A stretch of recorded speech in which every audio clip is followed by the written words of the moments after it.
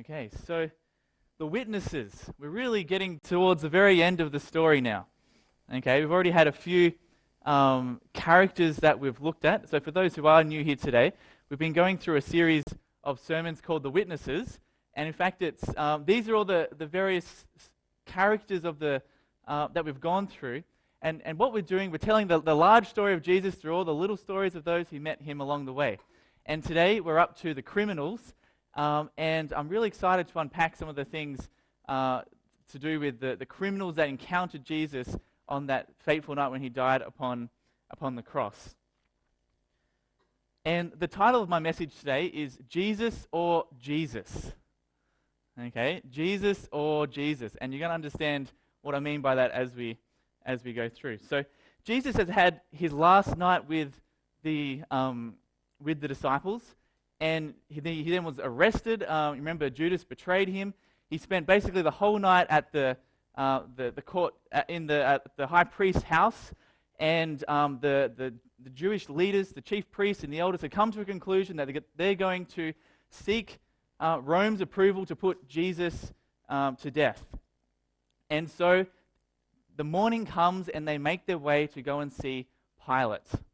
And as we go through this, I guess the question we're going to be looking at is, what is the significance of the cross for you and for me? They make their way to Pilate, and it says in Luke chapter 23, verse 1 to 2, and as we go through this story, I'm going to sort of jump a little bit from Luke to Matthew to Mark to John, because this story is in all three of those gospel accounts, and as we sort of put them all together, we get a bigger picture of what's actually taking place. So they come to Pilate, it says in Luke 23, "Then the whole assembly rose and led him off to Pilate. And they began to accuse him, saying, 'We have found this man subverting our nation. He opposes payment of taxes to Caesar and claims to be the Messiah, a king.'" Now, why was it that the Jewish leaders, why did they bring these accusations against Jesus? Well, there's something interesting about each of these accusations, and that is, they're suggesting that Jesus has set himself up against Rome. Okay, think about it. Subverting the nation. He's opposing payment of taxes to Caesar. He's going against the rules of Rome. He's claiming to be a king. Okay? And these are the types of things, when someone set themselves up against the powerful Roman Empire, these were the types of things that could get someone very easily killed. And so they come and they bring these accusations against Jesus.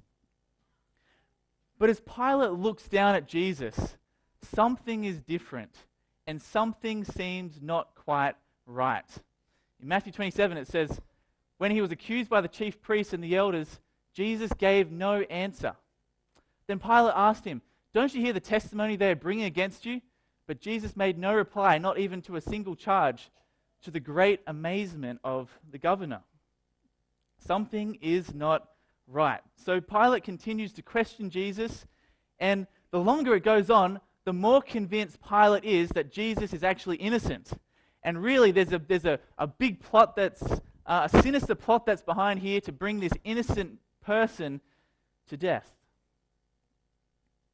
So Pilate calls together the chief priests, the rulers, and the people, and he said to them, "You brought me this man as one who is inciting the people to rebellion. I have examined him in your presence and have found no basis for your charges against him." But they persist, and they persist. "Pilate, you need to bring this person to crucifixion and to death." And so Pilate begins to come up with a plan. And he remembers of a certain custom that would take place during the Passover. And it says in Mark chapter 15, "Now it was a custom at the festival to release a prisoner whom the people requested. Now a man called Barabbas was in prison with the insurrectionists who had committed murder in the uprising." And here we come across the individual who's really the key person of our study this morning, and that is Barabbas. And so Pilate has this plan, and he thinks, okay, there's this custom that someone's going to get released. Let's bring this notorious Barabbas out the front, and let's bring Jesus. And I just imagine he stood there, and he looked very different to Barabbas. And Pilate gets them to stand side by side, and he basically says to the people, "Who do you want? Jesus or Barabbas? As I said, I imagine that there was a great contrast between these two individuals. On one side, there's Barabbas, who has all the hallmarks of a criminal. He's rough, he looks angry, he has this look of defiance in his eyes. But on the other side, we have Jesus. And Jesus stands there calm and dignified. There's no appearance of a sense of guilt. There's no defiance. There's no resistance. Who will you choose? Jesus or Barabbas or Jesus? So the story goes on.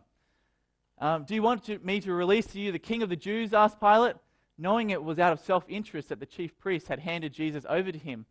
But the chief priests stirred up the crowd to have Pilate release Barabbas instead. What shall I do then with the one you call the king of the Jews? Pilate asked them. Crucify him, they shouted. Why? What crime has he committed? And they shouted all the louder, Crucify him! Crucify him! And wanting to satisfy the crowd, it says Pilate released Barabbas to them, and he had Jesus flogged and handed him over to be crucified. So I bring you back to our original question. What is the significance of the cross for you and for me? And I believe that when we examine this story, we're going to actually see a little picture that shows indeed what is the significance of the cross by examining how it was significant for Barabbas. Now, let me retell this story, and I want you this time to really to put yourselves in the shoes of Barabbas. I want you to imagine it from his perspective. Now, according to the story that we read, that Barabbas was caught up in some sort of an uprising, some sort of a insurrection, a rebellion against Rome. Now, if you're involved in this sort of a thing, one of the key things is that you don't get caught. And the reason is because the Romans had invented a sure way to persuade people not to be involved in anything that goes against Rome, and that was the crucifixion. And just the thought of it would have brought such horror into the minds of everyone during that time. And so imagine Barabbas is there involved in this rebellion, and it says in one of the verses that he actually committed murder in this thing as well. So he's killed one of these, I guess probably a Roman soldier, and he gets caught.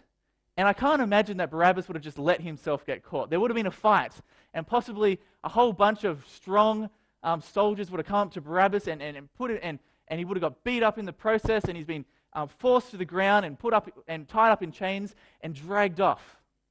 He then gets before some sort of a court, and he's been basically, he would have been condemned to death for such a crime. Now, he was then placed in prison, and I just imagine when Barabbas found himself in prison, he would have just had this awful sense of fear, okay, of what lies ahead for him.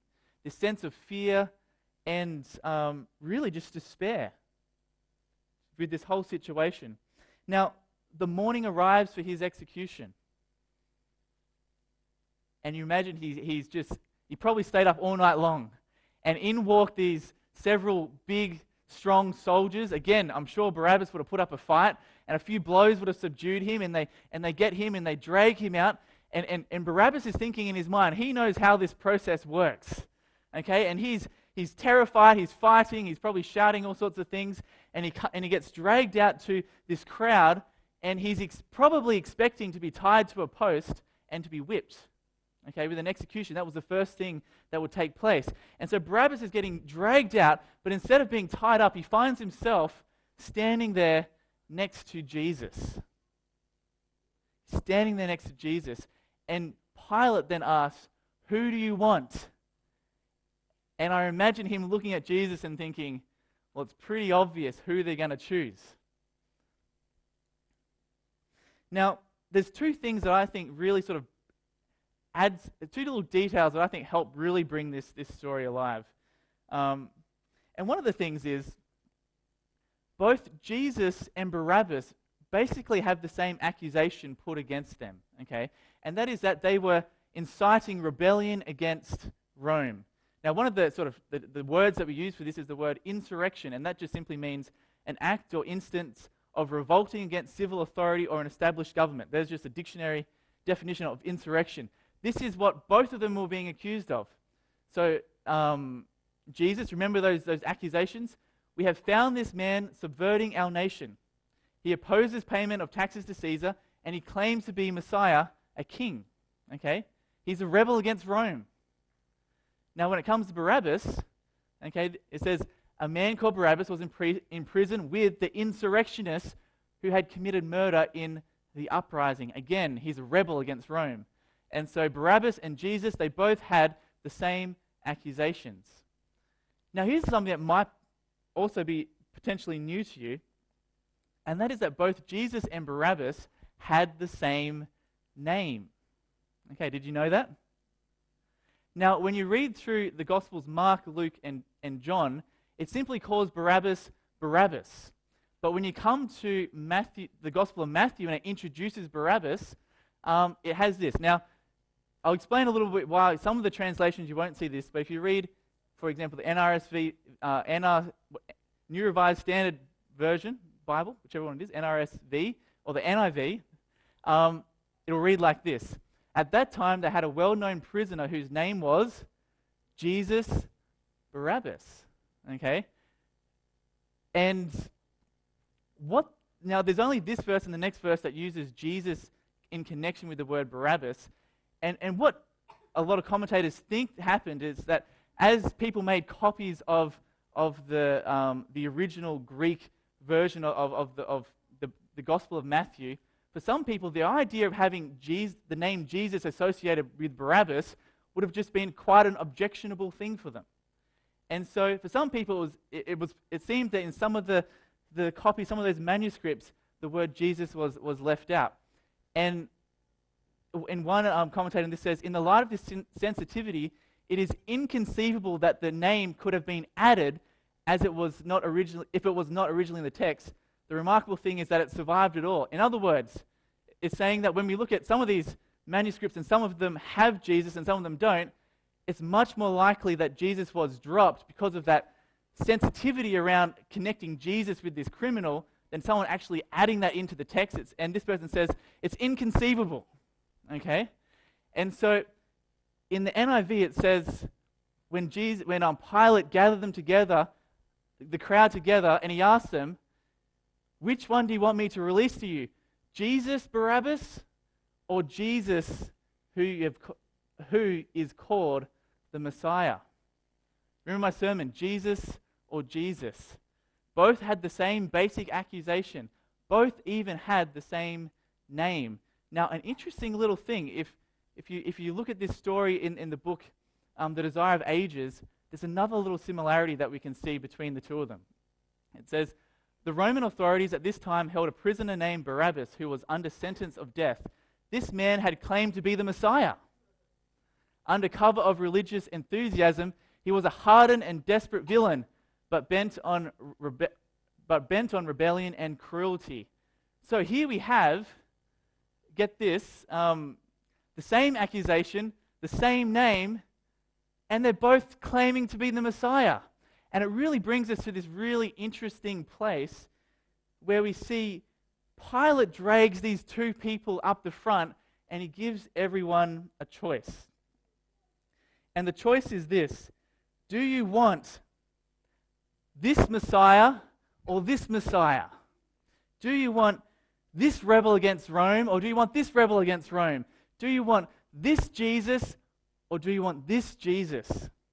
On one side we have a man who is guilty, who is cruel, and who is a killer.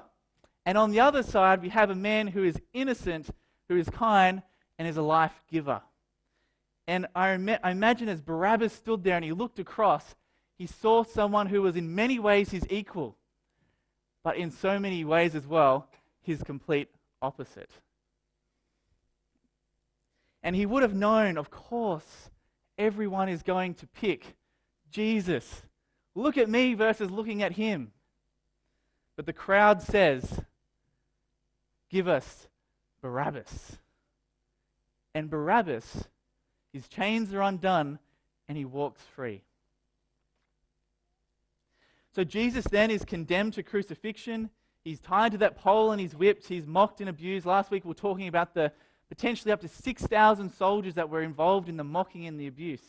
and then Jesus is led away to be crucified. And it's interesting that as Jesus comes to the place of crucifixion, we encounter another two of these criminals. Okay? Mark chapter 15, verse 25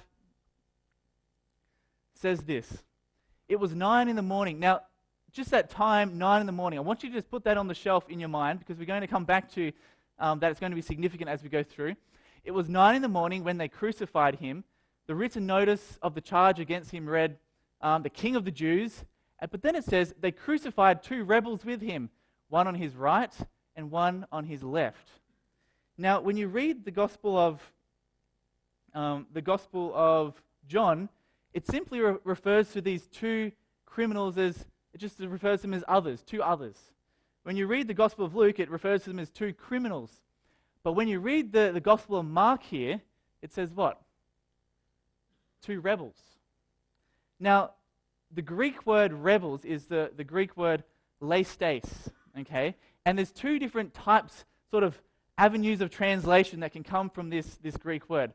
The first one is, this is a robber or a highwayman or a bandit, okay? And this word is used of, you might be familiar with the story of the Good Samaritan. And in this story, there's a man who's walking along, and he comes across a bunch of bandits who beat him up and leave him for dead. Okay, this is the word that is used there. Okay, but there's another sense of this word as well, and that is point number 2 that you see up there, and that is revolutionary, insurrectionist, or guerrilla. Okay, this is someone who's inciting rebellion. Okay, and that's why the translation here is in the NIV here is 2 rebels. Now, this is very interesting because when we go back to and we talk about Barabbas, it seems that in the recent times there was some sort of rebellion against Rome, insurrection that everyone was aware of. I'll read this to you again. Mark chapter 15, verse 7, it says, the man named Barabbas had been imprisoned with the insurrectionists, plural. Okay, this is not just one rebel against Rome, this is multiple rebels against Rome who had committed murder in the insurrection. It just calls it the insurrection. Clearly there was some event that had happened just in the recent past that people knew about. Okay? Now, when I look at this and I read this verse, and then we talk about Barabbas, he was one of these insurrectionists, and then we fast forward just the story just a couple of hours, and we find suddenly there's 2 other rebels, 2 other insurrectionists being crucified. It brings me to the conclusion that it's actually very plausible that the 2 rebels crucified next to Jesus were actually connected with Barabbas. Can you see the line of reasoning there? Okay, insurrection took place, and there was more than one. Barabbas comes on this, is in prison at that time, and then we see 2 insurrectionists getting crucified. It's very plausible that the 2 are connected. Now, one of the interesting things is sometimes people might have asked the question, well, why wasn't Jesus crucified alone? Okay, where did these other 2 criminals come from? Because the whole story is revolving around Jesus and the trials all around Jesus, and then when he comes to get crucified, suddenly there's these 2 extras. Where did they come from? What's all that about? And my answer is that it seems that they were already planning a crucifixion on that day. And there's a number of commentators who suggest similar things. In this Bible commentary, it says, the fact that 3 crosses were prepared strongly suggests that Pilate had already ordered that preparations be made for the execution of the 3 rebels. If so, get this, Jesus the Messiah actually took the place of the rebel, Jesus Barabbas. Can you see where we're going here? In another, some of you would know Robert McIver. He's one of the lecturers at Avondale College. In his book, The 4 Faces of Jesus, this is what he suggests. Crucifixion would be the near automatic fate of an insurrectionist. And thus it appears quite likely that a crucifixion of 3 men on the charge of insurrection was already planned for the day that Jesus was brought before Pilate. The ironic thing then is that the cross on which Jesus died was prepared for somebody else. He died on the cross on which Barabbas should have died. And when we come to the book Desire of Ages, we see the same thing being said as well. says, as Jesus passed the gate of Pilate's court, the cross which had been prepared for Barabbas was laid upon his bruised and bleeding shoulders. Who was the third cross planned for? Quite likely it was prepared there for Barabbas. Now, this whole series is called The Witnesses, and we've been encouraging you to place your feet in the shoes of the various characters of the story of the great story of Jesus. And I encourage you to do that now, to place yourself in the shoes of Barabbas. And I want to ask you the question, when you look to the cross, what do you see? What did Barabbas see when he looked at Jesus on the cross? Well, I think that when Barabbas saw people, when Barabbas saw Jesus standing just prior to him being on there, and they're crying out, the crowd is crying out, crucify him, crucify him. I imagine Barabbas is thinking, that sentence should be mine. When Barabbas saw Jesus stumbling and wounded, with the flesh literally ripped off his body, I imagine Barabbas thinking, those wounds, those stripes should be mine. I imagine when they placed that heavy cross upon Jesus' body, I imagine Barabbas thinking, that cross should be mine. I imagine when the soldiers were hammering Jesus to that cross, I imagine Barabbas thinking, those nails should be mine. I imagine when Barabbas saw that sentence nailed above Jesus' head, I imagine him thinking, that charge should be mine. I imagine as Jesus was calling out in agony upon the cross, Barabbas looked up and thought, those cries should be mine. And I imagine as Jesus took that one final cry and breathed that one final time, Barabbas looked at the cross and thought, that death should be mine. And then I imagine as Barabbas left that crowd that day and he walked down that dusty street back to his home, and I imagine he probably had a family he went there and he met with, and he looked down at his wrists and he saw the bruises from where the chains once lay but no longer held him fast. And I imagine him looking down and saying and thinking, this freedom should be his.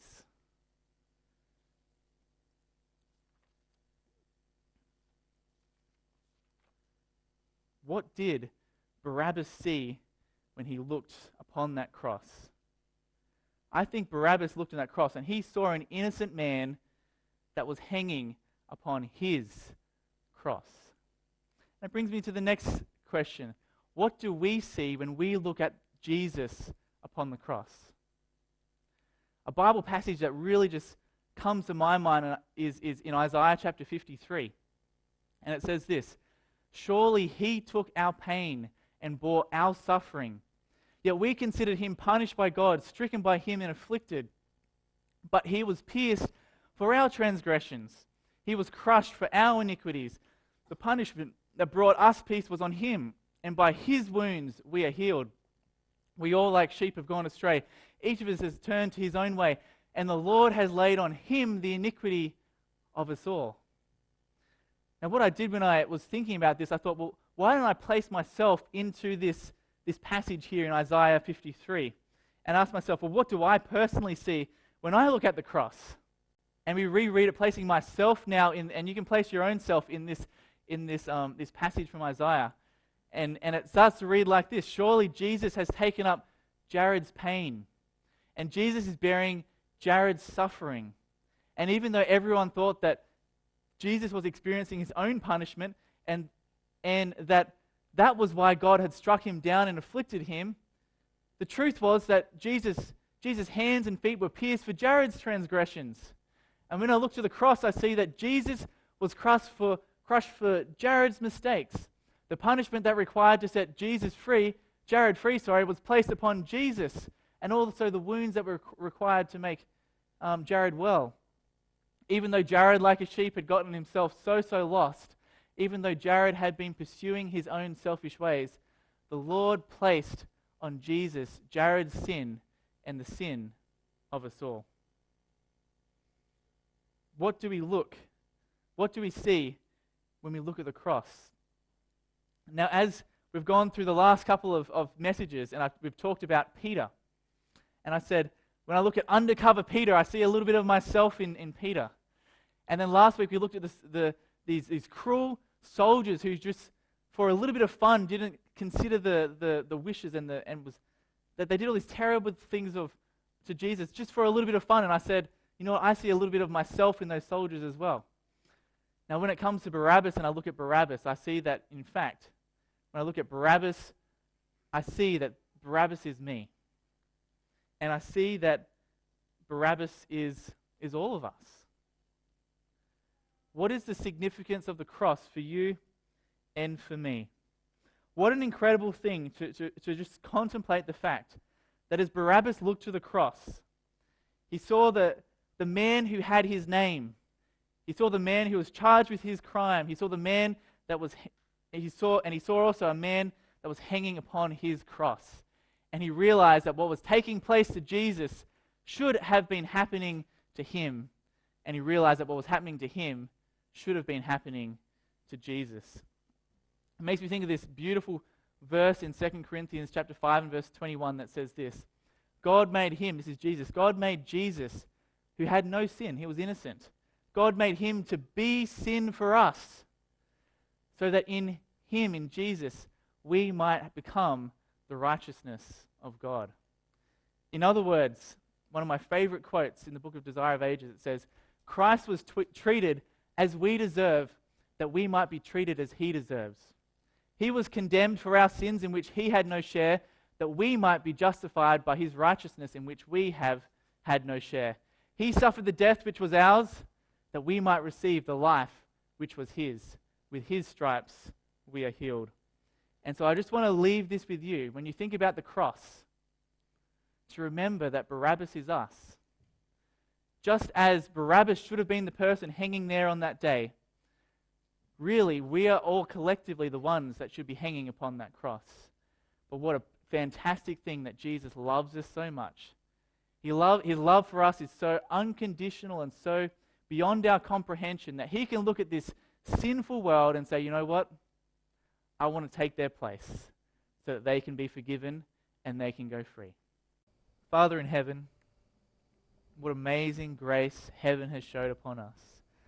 To think that when we look at the cross, we see this worthy person, and we also realize that we're the ones that are unworthy, and yet Jesus took our place upon the cross. He died the death that we deserve so that we can live the life that he deserves. And so, Father, I pray that this truth about Jesus and about the cross would become so real in our minds that it transforms us. Lord, and we just stand here in awe of you, and we just simply today just thank you for loving us so much. Thank you for loving us so much that you sent your son Jesus to die upon the cross. And Lord, I pray that you would help us to just live a life that's worthy of that truth. And so, Lord, I pray that as we go into our week, and also, Lord, as we go into this afternoon, I pray that you'll bless Kate and Christopher and Pernell as they get baptized. And really, baptism is a celebration of freedom and of new life. But it's also a recognition that this comes through the death of Jesus. And so, Lord, I pray that this week that we would reflect on our freedom in Christ, the forgiveness that we have. And Lord, this message is so good. Please, Lord, help us to share this with all the people that we come in contact with, and be with us, we pray in Jesus' name. Amen.